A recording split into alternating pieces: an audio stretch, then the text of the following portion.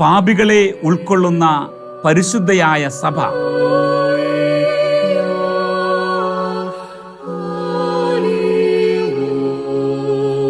ഉദാശകളാകുന്ന തൂണിന്മേൽ ഉറപ്പിക്കപ്പെട്ട സഭ.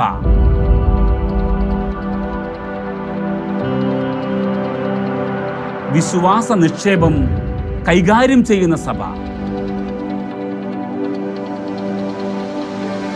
കർത്താവിൻ്റെ മണവാട്ടിയായ ഈ സഭയെക്കുറിച്ച് വിശ്വാസികളായ ഞാനും നിങ്ങളും അറിഞ്ഞിരിക്കേണ്ടതല്ലേ?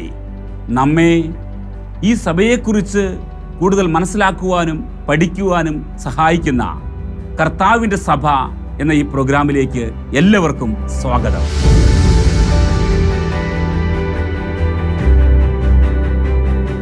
സ്നേഹം നിറഞ്ഞവരെ, സഭയുടെ ചരിത്രത്തിലൂടെ നമ്മൾ കടന്നു പോകുമ്പോൾ, ഇന്നത്തെ സഭ നടന്നു നീങ്ങുന്ന വഴികൾ നമ്മൾ മനസ്സിലാക്കുമ്പോൾ, അവളെ നമ്മൾ ആഴത്തിൽ ഗ്രഹിക്കുമ്പോൾ, അതിലൂടെ നമ്മുടെ ജീവിതത്തിൽ പുതിയ ശക്തിയും വിശ്വാസ ചൈതന്യവും ലഭിക്കുകയാണ്.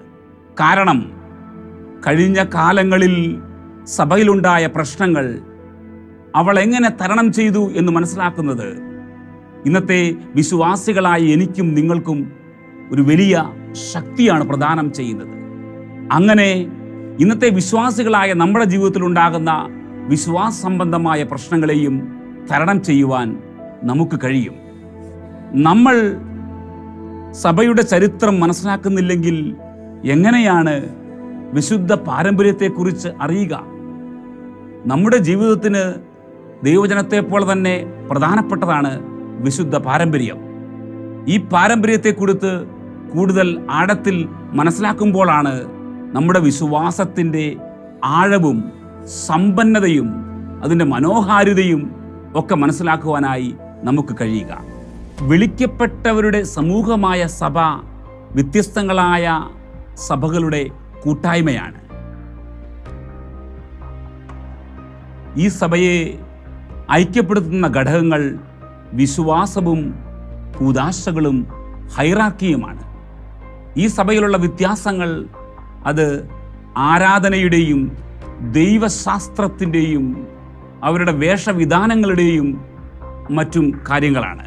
എന്നാൽ ഇവിടെയെല്ലാം ഇവയെ ഒന്നിപ്പിച്ചു നിർത്തുന്നത് ദൈവത്തിൻ്റെ പരിശുദ്ധാത്മാവാണ്.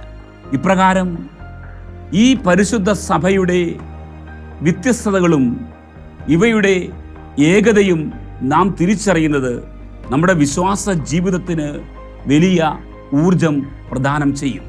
നാം വിശദമായി മനസ്സിലാക്കുമ്പോൾ യേശു ക്രിസ്തുവിൻ്റെ ആഗമനം, ഈ ഭൂമിയിലേക്കുള്ള യേശു ക്രിസ്തുവിൻ്റെ വരവ്, അത് മറ്റ് ആത്മീയ വ്യക്തിത്വങ്ങളെപ്പോലെ തികച്ചും യാദൃശ്ചികമായിരുന്നില്ല.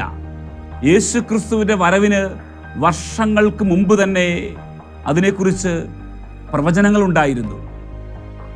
യഹൂദരുടെ പ്രവാചക ഗ്രന്ഥത്തിൽ യേശു ക്രിസ്തുവിൻ്റെ ജനനത്തെക്കുറിച്ച് വളരെ വ്യക്തമായി പ്രവചിച്ചിരുന്നു. യേശു ക്രിസ്തു ജനിക്കുന്നതിന് ഏകദേശം 700 വർഷങ്ങൾക്ക് മുമ്പ് തന്നെ യേശയ്യാ ദീർഘദർശി യേശുവിൻ്റെ ജനനത്തെക്കുറിച്ച് പ്രവചിച്ചിരുന്നു. മിക്ക പ്രവചനം 5-ാം അധ്യായം അതിൻ്റെ 2-ാമത്തെ തിരുവചനം നമ്മളോട് ഇപ്രകാരം പറയുകയാണ്: ബേത്ലഹേം എഫാത്ത, യൂദാ ഭവനങ്ങൾ നീ ചെറുതാണെങ്കിലും ഇസ്രായേലിനെ ഭരിക്കേണ്ടവൻ എനിക്കായി നിന്നിൽ നിന്ന് പുറപ്പെടും. അവൻ പണ്ടേ യുഗങ്ങൾക്ക് മുമ്പേ ഉള്ളവനാണ്. യഹൂദ മതത്തിൽ മാത്രമല്ല, യഹൂദേതര മതത്തിലും രക്ഷകന്റെ ആഗമനത്തെക്കുറിച്ചുള്ള പ്രതീക്ഷ ഉണ്ടായിരുന്നു. പേർഷ്യക്കാരും റോമാക്കാരും ഈ പ്രതീക്ഷയുടെ കൂടെ കാത്തിരുന്നവരായിരുന്നു. BC 4-ാം നൂറ്റാണ്ടിൽ ജീവിച്ചിരുന്ന സോക്രട്ടീസ് എന്ന തത്വശാസ്ത്രജ്ഞൻ ഇപ്രകാരം പറഞ്ഞു: കാത്തിരിക്കുക, പാർത്തിരിക്കുക വരാനിരിക്കുന്ന സർവജ്ഞാനിയെ. അവൻ വന്ന് ദൈവത്തിൻ്റെയും മനുഷ്യരുടെയും മുമ്പാകെ നമ്മൾ എങ്ങനെ വ്യാപരിക്കണമെന്ന് പഠിപ്പിക്കുമെന്ന്. പ്രിയമുള്ളവരെ, എത്ര കൃത്യമായാണ് ആ മനുഷ്യനിലൂടെ ദൈവം സംസാരിച്ചത്. ഇന്ന് നമ്മൾ ലോക ചരിത്രമെടുത്ത് പഠിക്കുമ്പോൾ, ഇന്ന് നമ്മൾ യേശു ക്രിസ്തുവിൻ്റെ പഠനങ്ങളെ ആഴത്തിൽ മനസ്സിലാക്കുമ്പോൾ ദൈവത്തിൻ്റെയും മനുഷ്യരുടെയും മുമ്പാകെ എപ്രകാരം വ്യാപരിക്കണമെന്ന് ഇതുപോലെ പഠിപ്പിച്ച മറ്റൊരു വ്യക്തിത്വം നമുക്ക് കാണുവാനായിട്ട് കഴിയുമോ? ദൈവവും മനുഷ്യനും തമ്മിലുള്ള ആ അകലം അത് മാറ്റുവാനായി തൻ്റെ സ്വന്തം ജീവൻ നൽകിയ ഏകരക്ഷകൻ, അതാണ് യേശു ക്രിസ്തു. അങ്ങനെ വീണ്ടും നമ്മൾ പരിശോധിക്കുമ്പോൾ അതിപുരാതനവും പ്രാചീനവുമായ ഒരു ചിന്ത പൗരസ്ത്യ ദേശത്തെല്ലാം ഉണ്ടായിരുന്നു. അത് ഇപ്രകാരമായിരുന്നു: യൂദായിൽ നിന്ന് വരുന്നവൻ ലോകം ഭരിക്കുമെന്ന്, അവനാണ് എല്ലാത്തിൻ്റെയും ഉടയവനെന്ന്, അവൻ എല്ലാം അറിയുന്നവനാണെന്നും അവർ വിശ്വസിച്ചിരുന്നു. റോമൻ ചരിത്രകാരനായ ടാസിറ്റസ് അദ്ദേഹം എഴുതിയ ഗ്രന്ഥത്തിൽ ഇപ്രകാരം ഒരു കാര്യമുണ്ടായിരുന്നു: പൗരസ്ത്യ ദേശങ്ങൾ ഏറെ താമസിയാതെ ശക്തി പ്രാപിക്കുമെന്നും യൂദായിൽ നിന്ന് വരുന്നവൻ ലോകമെമ്പാടും ഭരിക്കുമെന്നും എല്ലാ ജനങ്ങളും വിശ്വസിച്ചിരുന്നു എന്ന്. ഇതിനും പുറമെ BC 4-ാം നൂറ്റാണ്ടിൽ ജീവിച്ചിരുന്ന കൺഫ്യൂഷ്യസ് എന്ന വ്യക്തി ഇപ്രകാരം പറയുകയുണ്ടായി: സർവജ്ഞാനിയായവൻ വരും, അവന് ഭൂമിയുടെയും സ്വർഗത്തിൻ്റെയും മേൽ അധികാരമുണ്ടായിരിക്കും, അവൻ സർവശക്തനായിരിക്കുമെന്ന്.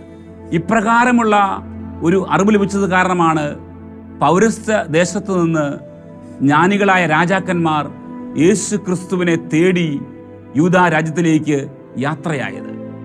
അവർ എല്ലാറ്റിനേക്കാൾ ഉപരിയായി രക്ഷകനെ കാണാനായി ആഗ്രഹിച്ചു.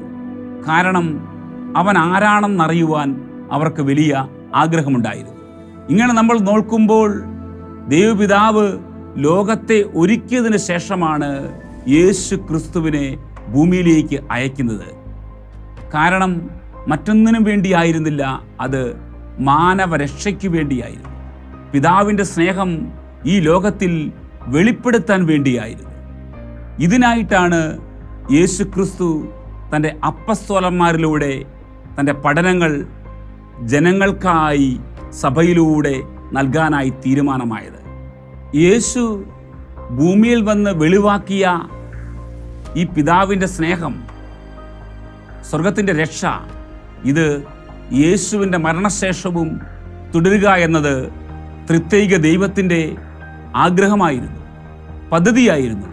ഇതിനായാണ് പന്തക്കുസ്ത ദിനത്തിൽ അപ്പസ്തോലന്മാരുടെ മേൽ പരിശുദ്ധാത്മാവ് കടന്നു വരുന്നതും യേശുവിൻ്റെ പഠനങ്ങൾ ലോകമെമ്പാടും വ്യാപിക്കുന്നതും. അങ്ങനെയാണ് സഭ രൂപം കൊള്ളുന്നത്. സഭ പിറന്നു വീണത് പന്തക്കുസ്ത ദിനത്തിലാണ്.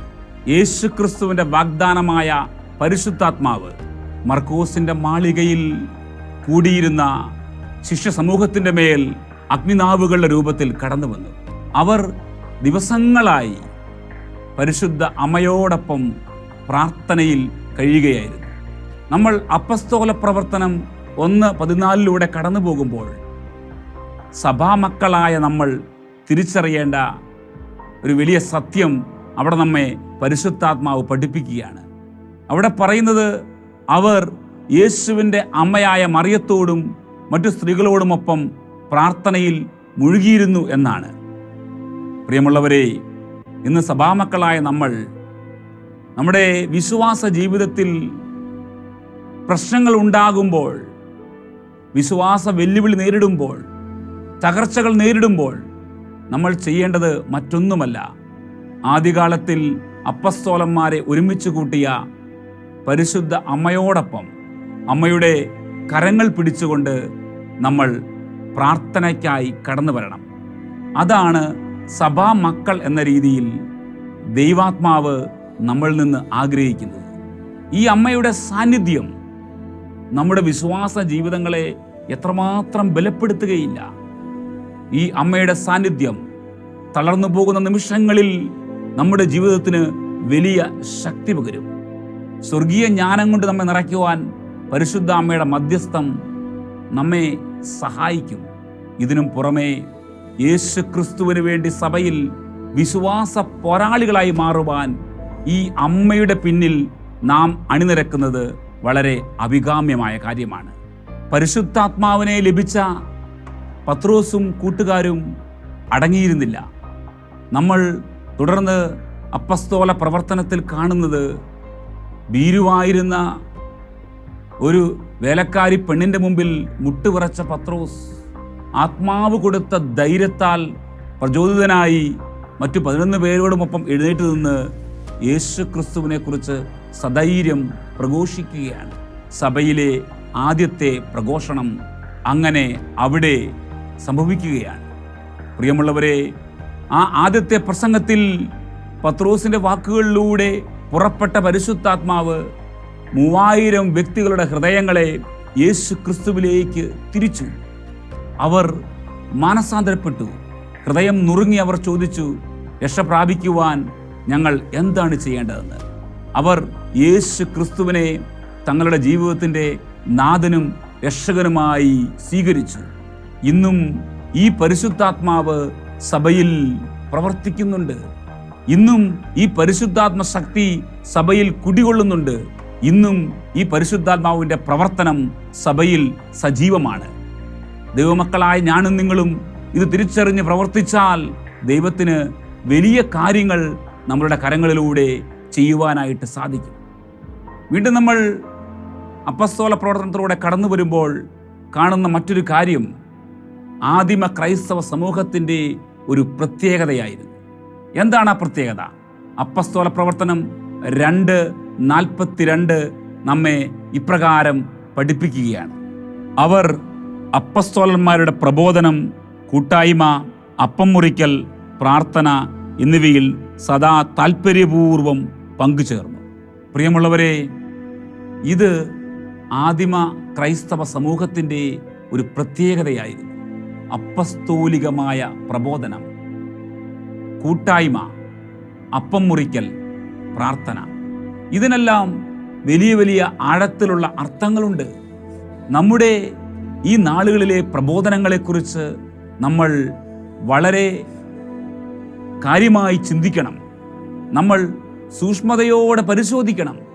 നമ്മുടെ പ്രബോധനങ്ങൾ തെറ്റിപ്പോയാൽ അത് നമ്മുടെ വിശ്വാസ ജീവിതത്തെ വല്ലാതെ സ്വാധീനിക്കും. അതുപോലെ കൊടുക്കുന്ന പ്രബോധനങ്ങൾ അത് യേശു ക്രിസ്തുവിൻ്റെ മനസ്സറിഞ്ഞ് കൊടുക്കുവാൻ ഇന്ന് സഭയും സഭാ വിശ്വാസികളും സഭാ നേതാക്കന്മാരും പ്രത്യേകമായി ശ്രദ്ധിക്കണം. കാരണം ഇത്തരത്തിലുള്ള പ്രഘോഷണമാണ് വിശ്വാസികളുടെ വിശ്വാസ ജീവിതത്തിന് ശക്തി പകരുന്നത്. വീണ്ടും നമ്മൾ കാണുന്നുണ്ട് കൂട്ടായ്മ. ഇന്ന് നമ്മുടെ കൂട്ടായ്മ എപ്രകാരമാണ്? യേശു ക്രിസ്തുവിൽ നിന്ന് പരിശുദ്ധാത്മാവിൻ്റെ സ്നേഹകൃപ സ്വീകരിച്ച നമ്മൾ നമ്മുടെ ചുറ്റുമുള്ളവരുമായി കൂട്ടായ്മയിലാണോ? നമ്മൾക്ക് അവരുടെ കാര്യങ്ങളിൽ താല്പര്യമുണ്ടോ? നമ്മൾ അവരുടെ വിശേഷങ്ങൾ അറിയുന്നുണ്ടോ? അവരുടെ ആവശ്യ സമയങ്ങളിൽ നമുക്ക് സഹായിക്കാനായി സാധിക്കുന്നുണ്ടോ?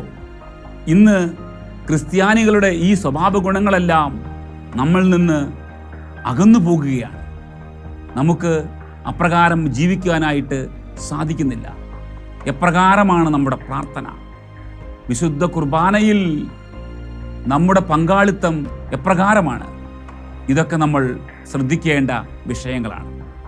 വീണ്ടും നമ്മൾ അപ്പസ്തോല പ്രവർത്തനത്തിലൂടെ കടന്നു വരുമ്പോൾ കാണുന്നത് സാധാരണക്കാരായ വ്യക്തികളിലൂടെ ദൈവം അത്ഭുതകരമായ കാര്യങ്ങൾ പ്രവർത്തിക്കുന്നതാണ്. കാരണം യോഹന്നാനും പത്രോസും കൂടി പ്രസംഗിച്ചപ്പോൾ അവിടെ വലിയ അത്ഭുതങ്ങളുണ്ടായി. രോഗികൾ സുഖപ്പെട്ടു. അവരെ അധികാരികൾ ഭീഷണിപ്പെടുത്തിയപ്പോൾ അവർ അതിന് വഴങ്ങിയില്ല. മറിച്ചവർ കർത്താവിൻ്റെ നാമത്തിന് വേണ്ടി സധൈര്യം നിലകൊണ്ടു. അവർ പ്രഘോഷിച്ചു, പിതാവായ ദൈവം യേശുനാമത്തിൽ അത്ഭുതങ്ങളും അടയാളങ്ങളും രോഗശാന്തികളും സംഭവിക്കുന്നതിനായി അവിടുത്തെ കരങ്ങൾ നീട്ടി. ഇതാണ് പ്രിയമുള്ളവരെ സഭയുടെ യഥാർത്ഥ സ്വഭാവമെന്ന്. അവിടെ വചനപ്രഘോഷണമുണ്ട്, അവിടെ പരിശുദ്ധാത്മാവിൻ്റെ പ്രവർത്തനമുണ്ട്, അവിടെ കൂട്ടായ്മയുണ്ട്, അവിടെ സ്നേഹമുണ്ട്. പിന്നീട് നാം കാണുന്നത് ജെറുസലേമിൽ പീഡനമുണ്ടായപ്പോൾ ശിഷ്യന്മാർ അന്ത്യോക്യയിലേക്കും ഡമാസ്കസിലേക്കും സുവിശേഷവുമായി കടന്നുപോയി. അന്ത്യോക്യയിൽ വെച്ചാണ് ശിഷ്യന്മാർ ആദ്യമായി ക്രിസ്ത്യാനികൾ എന്ന് വിളിക്കപ്പെട്ടത്. അവർ അവരെ തന്നെ പരിചയപ്പെടുത്തുകയല്ല, മറിച്ച് ജനം അവരെ ക്രിസ്ത്യാനികളെന്ന് വിളിക്കുകയാണ് ചെയ്തത്. കാരണം അവർ ക്രിസ്തു മാർഗം അനുകരിക്കുന്നവരായിരുന്നു. എൻ്റെ പ്രിയമുള്ളവരെ, ഇന്ന് എൻ്റെയും നിങ്ങളുടെയും ജീവിതം കാണുമ്പോൾ നമ്മളെ എത്ര പേർ ക്രിസ്തുവിൻ്റെ അനുയായികൾ എന്ന് വിളിക്കും? ഇന്ന് പലപ്പോഴും നമ്മുടെ ജീവിതത്തിലെ പ്രവർത്തനങ്ങൾ മൂലം, നമ്മുടെ സഭയിലെ ഭിന്നിപ്പുകൾ മൂലം നമ്മൾ യേശുവിൻ്റെ നാമം മറ്റു ജനതകളുടെ മുമ്പിൽ കളങ്കപ്പെടുത്തുകയല്ലേ? നമ്മൾ ഈ ഒരു സത്യം തിരിച്ചറിഞ്ഞുകൊണ്ട് ഉണരേണ്ട കാലം അതിക്രമിച്ചിരിക്കുന്നു. വീണ്ടും ജെറുസലേമിലേക്ക് നമ്മൾ തിരിച്ചു വരുമ്പോൾ അവിടെ നമ്മൾ കാണുന്നത് ഒരു മതമർദ്ദകനെയാണ്. അത് മറ്റാരുമല്ല, പൗലോസായി മാറിയ സാവൂൾ. ആരായിരുന്നു പൗലോസ്? പൗലോസ് ഒരു ഫരിസേയനായിരുന്നു. യഹൂദ നിയമങ്ങളിൽ അഗാധ പാണ്ഡിത്യമുള്ള വ്യക്തിയായിരുന്നു. തൻ്റെ മതത്തെക്കുറിച്ച് വളരെ തീക്ഷ്ണതയുള്ളവനായിരുന്നു. ഈ ക്രിസ്തു മാർഗക്കാർ പഠിപ്പിക്കുന്നത് താൻ ഇന്നുവരെ പഠിച്ചു വന്ന നിയമങ്ങൾക്കും താൻ ഇന്നുവരെ പഠിച്ചു വന്ന അറിവുകൾക്കും എല്ലാം വിരുദ്ധമാണെന്ന് മനസ്സിലാക്കിയ പൗലോസ് അവരെ അതിക്രൂരമായി പീഡിപ്പിക്കുവാനായി തീരുമാനിച്ചു. ജെറുസലേമിൽ മാത്രമല്ല, പുറത്തേക്ക് ഡമാസ്കസിലേക്ക് പോയി അവിടെയുള്ള വിശ്വാസികളെ പീഡിപ്പിക്കുവാൻ പൗലോസ് തീരുമാനിക്കുകയാണ്. അങ്ങനെ കുതിരപ്പുറത്ത് പോകുന്ന പൗലോസിനെ യേശുക്രിസ്തു തട്ടി താഴെയിടുകയാണ്. അവൻ്റെ ജീവിതത്തിന് യേശുക്രിസ്തു ഒരു മാറ്റം വരുത്തുകയാണ്. എൻ്റെ പ്രിയമുള്ളവരെ, യേശുക്രിസ്തുവിനാൽ സ്പർശിക്കപ്പെട്ട പൗലോസ് മറ്റൊരു തീക്ഷ്ണമതിയായ സുവിശേഷകനായി മാറുകയാണ്. ഏതു മാർഗത്തെ പൗലോസ് പീഡിപ്പിക്കാനായി പരിശ്രമിച്ചുവോ അതിനെക്കുറിച്ച് സധൈര്യം പ്രഘോഷിക്കുന്ന ഒരു യേശു അനുയായിയായി വളരെ പെട്ടെന്ന് തന്നെ അയാൾ മാറി. ദൈവത്തിൻ്റെ പ്രവർത്തനങ്ങൾ നമ്മുടെ ബുദ്ധിയിൽ ഒതുങ്ങുന്നതല്ല. ആരെ വേണമെങ്കിലും ഏതു സമയത്തും കർത്താവിന് സ്പർശിക്കാം, ജീവിതത്തിന് മാറ്റങ്ങൾ വരുത്താം, ഹൃദയപരിവർത്തനം വരുത്താം, തൻ്റെ ഉത്തമ അനുയായിയാക്കി മാറ്റാം. ഈ ഒരു ദൈവിക പ്രവർത്തനമാണ് നമ്മൾ പൗലോസിൽ ദർശിക്കുക. വിശുദ്ധ പത്രോസിൻ്റെയും പൗലോസിൻ്റെയും പ്രസംഗത്തിലൂടെയാണ് റോമിലെ സഭ സ്ഥാപിതമായത്. പിന്നീടത് ഒരൊറ്റ മെത്രാൻ്റെ കീഴിലേക്ക് വരികയും ചെയ്തു. വിശുദ്ധ പത്രോസിൻ്റെ ശിഷ്യനായ വിശുദ്ധ മർക്കോസിൻ്റെ സുവിശേഷത്തിലൂടെ അലക്സാണ്ട്രിയയിൽ സഭ സ്ഥാപിതമായി. വിശുദ്ധ മർക്കോസ് രൂപീകരിച്ച ലിറ്റർജി അലക്സാണ്ട്രിയൻ സഭയുടെ നെടുന്തൂണായ സെയിൻറ്റ് സിറിൽ ഓഫ് അലക്സാണ്ട്രിയ ക്രോഡീകരിച്ച് ഭംഗിയുള്ളതാക്കി മാറ്റി. ഇങ്ങനെ നാം കാണുന്നത് പിന്നീട് സഭ പൗരസ്ത്യ ദേശങ്ങളിൽ പടർന്ന് പന്തലിക്കുന്നതാണ്. വിശുദ്ധ പൗലോസും വിശുദ്ധ അന്ത്രയോസും ഗ്രീസിൽ പ്രസംഗിക്കുകയും പിന്നീട് കോൺസ്റ്റാന്റിനോപ്പിളിലെ സഭയായി മാറുകയും ചെയ്തു. വീണ്ടും അന്ത്യോക്യോയിൽ സഭ സ്ഥാപിതമായത് വിശുദ്ധ പത്രോസിൻ്റെയും പൗലോസിൻ്റെയും ബർണബാസിൻ്റെയും പ്രസംഗങ്ങൾ മൂലമാണ്. അവിടെ നിന്ന് ഉയർന്നു വന്ന മെത്രാനാണ് സെയിൻറ്റ് ഇഗ്നേഷ്യസ് ഓഫ് ആന്റിയോക്ക്. അദ്ദേഹത്തിൻ്റെ കൃതികളിൽ നിന്നാണ് നമ്മൾ ആ നാളുകളിലെ സഭയെക്കുറിച്ച് കൂടുതൽ മനസ്സിലാക്കുന്നത്. ഇങ്ങനെ സഭ പൗരസ്ത്യ ദേശങ്ങളിൽ പടർന്ന് പന്തലിക്കുവാനായി ആരംഭിച്ചു. പരിശുദ്ധാത്മാവ് അവരെയെല്ലാം സഹായിച്ചു. 2-3 നൂറ്റാണ്ടുകളിൽ സഭയിൽ ഒരുപാട് കാര്യങ്ങൾ സംഭവിച്ചു. അവയിൽ പ്രധാനപ്പെട്ട ഒരു പുരോഗതിയായിരുന്നു എക്ലേഷ്യൽ ഹൈറാർക്കി. എന്ന് വെച്ചാൽ patriarchs, bishop, priest and deacons and the faithful. ഇങ്ങനെ സഭയിൽ ചില ക്രമീകരണങ്ങൾ കടന്നു വന്നു. എൻ്റെ പ്രിയമുള്ളവരെ, നമ്മൾ മനസ്സിലാക്കേണ്ടത് സഭ സ്ഥാപിതമായത് അപ്പസ്തോലന്മാരാകുന്ന അടിത്തറമേലാണ്. ഈ വസ്തുതയെക്കുറിച്ച് നമ്മളോട് തിരുവചനം വളരെ വ്യക്തമായി സംസാരിക്കുന്നുണ്ട്. അപ്പസ്തോലന്മാരുടെ പിൻഗാമികളായ ബിഷപ്പുമാർ, അവരിലാണ് ഇന്ന് പ്രബോധന അധികാരം പൂർണ്ണമായും നിക്ഷിപ്തമായിരിക്കുന്നത്. അവരാണ് അപ്പസ്തോലിക പ്രബോധനം കൊടുക്കുവാനായി വിളിക്കപ്പെട്ടവർ. വിശ്വാസികളായ നമ്മളും അവരോട് ചേർന്ന് പ്രവർത്തിക്കാനായി വിളിക്കപ്പെട്ടവരാണ്. ഈ സത്യം മനസ്സിലാക്കി നമ്മുടെ പിതാക്കന്മാരോട് നമ്മൾ ചേർന്ന് പ്രവർത്തിക്കേണ്ട ഒരു സമയമാണിത്. സ്നേഹമുള്ളവരെ, അന്ന് ജീവിച്ചിരുന്ന പണ്ഡിതരായ യഹൂദരെയോ ഗ്രീക്കുകാരെയോ ഒന്നും യേശുക്രിസ്തു തൻ്റെ ഈ സുവിശേഷ കൈമാറ്റത്തിനായി, ഈ വലിയ ദൗത്യത്തിനായി തിരഞ്ഞെടുത്തില്ല. എന്നാൽ സമൂഹത്തിൻ്റെ കണ്ണിൽ വലിയ അറിവോ വിവരമോ പഠിപ്പോ സ്ഥാനമോ ഒന്നുമില്ലായിരുന്ന സാധാരണക്കാരിൽ സാധാരണക്കാരെയാണ് യേശുക്രിസ്തു തൻ്റെ ഈ വലിയ മിഷനായി തിരഞ്ഞെടുത്തത്. അവരുടെയൊക്കെ കാഴ്ചപ്പാടിൽ ഈ മിഷൻ അമ്പയെ പരാജയമായിരിക്കുമെന്നാണ് അവർ ധരിച്ചത്. എന്നാൽ ദൈവത്തിൻ്റെ പ്രവർത്തികൾ അത് നമ്മുടെ ചിന്താധാരകൾക്ക് അപ്പുറമാണ്. ഈ തിരഞ്ഞെടുക്കപ്പെട്ടവരിൽ മിക്കവരും മുക്കവരായിരുന്നു. അവർക്ക് സമൂഹത്തിൽ വലിയ സ്ഥാനമൊന്നും ഉണ്ടായിരുന്നില്ല. അവർക്ക് യഹൂദ നിയമങ്ങളിലും വലിയ പാണ്ഡിത്യം ഉണ്ടായിരുന്നില്ല. എന്നാൽ സാധാരണക്കാരായ ഈ 12 പേരിലൂടെ യേശുക്രിസ്തു തൻ്റെ മിഷൻ വിജയകരമായി പൂർത്തിയാക്കുകയാണ്. ഇന്ന് നാം പരിശോധിക്കുമ്പോൾ യേശുക്രിസ്തുവിൻ്റെ സുവിശേഷം, അവിടുത്തെ പരിശുദ്ധമായ സന്ദേശം ലോകമെമ്പാടും വ്യത്യസ്ത ദേശങ്ങളിൽ, ഭാഷക്കാരിൽ, വംശക്കാരിൽ എത്തിക്കുന്നതിൽ അവർ വളരെയധികം വിജയിച്ചു. അവർ സാധാരണക്കാരായിരുന്നു എങ്കിലും പരിശുദ്ധാത്മാവ് അവരെ എടുത്ത് ഉപയോഗിക്കുകയായിരുന്നു. നമ്മൾ ഈ ഓരോ അപ്പസ്തോലന്മാരുടെയും ജീവിതത്തിലൂടെ കടന്നു പോകുമ്പോൾ അവർ എപ്രകാരമാണ് ക്രിസ്തുവിനെ മഹത്വപ്പെടുത്തിയത് എന്ന് മനസ്സിലാക്കുന്നത് നമ്മുടെ വിശ്വാസ ജീവിതത്തിന് കൂടുതൽ കരുത്തേകും. എപ്രകാരമുള്ള ഒരു വിശ്വാസത്തിലേക്കാണ് നാം വിളിക്കപ്പെട്ടിരിക്കുന്നതെന്ന് തിരിച്ചറിയുവാൻ അത് നമ്മെ സഹായിക്കും. ജെറുസലേമിലും യൂദയായിലും സിറിയായിലും റോമായിലുമൊക്കെ സധൈര്യം സുവിശേഷം പ്രഘോഷിച്ച ആദ്യത്തെ മാർപ്പാപ്പയായ പത്രോസ് ഇപ്രകാരമാണ് യേശു ക്രിസ്തുവിനോട് ചേർന്നത്. തല കീഴായി കുരിശിൽ തറയ്ക്കപ്പെട്ടാണ് അദ്ദേഹത്തിൻ്റെ അന്ത്യം. പൗലോസ് നമുക്കറിയാം, റോമായിൽ വെച്ച് ശിരച്ഛേദനം ചെയ്യപ്പെടുകയാണ് ഉണ്ടായത്. ആൻഡ്രൂ ഇന്നത്തെ റഷ്യയിലും ഏഷ്യ മൈനറിലും സുവിശേഷം പ്രസംഗിച്ചു. അവിടെ വെച്ച് ശത്രുക്കൾ അദ്ദേഹത്തെ കുരിശിൽ തറച്ചു കൊന്നു. തോമസ് ഇന്ത്യയിൽ സുവിശേഷം പ്രഘോഷിച്ചു. മൈലാപ്പൂർ വെച്ച് ശത്രുക്കളാൽ കുന്തത്താൽ കുത്തപ്പെട്ടാണ് അദ്ദേഹം മരിച്ചത്. ഫിലിപ്പ് ആഫ്രിക്കയിലെ കാർത്തേജിലും ഏഷ്യ മൈനറിലും സുവിശേഷം പ്രസംഗിച്ചു.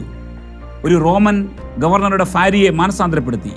ഗവർണർ പ്രതികാരമായി ഫിലിപ്പിനെ ക്രൂരമായി പീഡിപ്പിച്ച് കൊലപ്പെടുത്തി.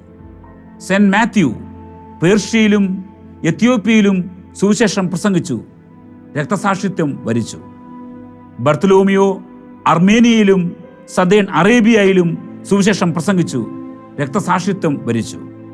അൽഫേയസിന്റെ പുത്രൻ ചെറിയാക്കോബ് സിറിയയിൽ സുവിശേഷം പ്രസംഗിച്ചു, കല്ലെറിഞ്ഞു കൊല്ലപ്പെട്ടു. തീവ്രവാദിയായ ശിമയോൻ പേർഷ്യയിൽ വചനം പ്രഘോഷിച്ചു, രക്തസാക്ഷിത്വം വരിച്ചു. മത്തിയാസ് സിറിയയിൽ വചനം പ്രഘോഷിച്ചു, രക്തസാക്ഷിയായി മരിച്ചു. സെയിന്റ് ജോൺ റോമായിൽ വെച്ച് തിളച്ച എണ്ണയിലിട്ട് അവർ അദ്ദേഹത്തെ കൊല്ലാൻ ശ്രമിച്ചുവെങ്കിലും അത്ഭുതകരമായി രക്ഷപ്പെട്ടു. പിന്നീട് പാത്മോസ് ദ്വീപിൽ വെച്ച് മരിച്ചു. പ്രിയമുള്ളവരെ, നാം ഈ കഴിഞ്ഞ സമയങ്ങളിൽ എന്താണ് കണ്ടത്? ആദ്യ നൂറ്റാണ്ടുകളിൽ യേശുക്രിസ്തുവിൽ നിന്ന് വിശ്വാസം സ്വീകരിച്ച അനുയായികൾ തങ്ങളുടെ ജീവനെ പോലും തൃണവത്കണിച്ചുകൊണ്ട് യേശുവിൻ്റെ സുവിശേഷത്തിനായി നിലകൊണ്ട വലിയ ചരിത്ര സത്യങ്ങളാണ്. നാം ഇതിലൂടെ കടന്നു പോകുമ്പോൾ നമുക്ക് കൈമാറ്റം ചെയ്യപ്പെട്ട വിശ്വാസത്തിൻ്റെ ആഴം മനസ്സിലാക്കിക്കൊണ്ട് എന്തു മഹത്തരമായൊരു വിളിയിലേക്കാണ് നാം വിളിക്കപ്പെട്ടതെന്ന് തിരിച്ചറിഞ്ഞ് നമ്മുടെ വിശ്വാസ ജീവിതത്തെ ബലപ്പെടുത്താം. ക്രിസ്തുവിനായി നമുക്ക് ഉറപ്പോടെ നിൽക്കാം. വിശ്വാസ പോരാളികളായി മാറാം. അടുത്ത എപ്പിസോഡിൽ വിശ്വാസ ജീവിതത്തിന് വേണ്ടി ആദിമകാല ക്രൈസ്തവർ എത്രമാത്രം സഹനത്തിലൂടെയാണ് കടന്നു പോയതെന്ന് നമുക്ക് കേൾക്കാം. എല്ലാവർക്കും നന്ദി.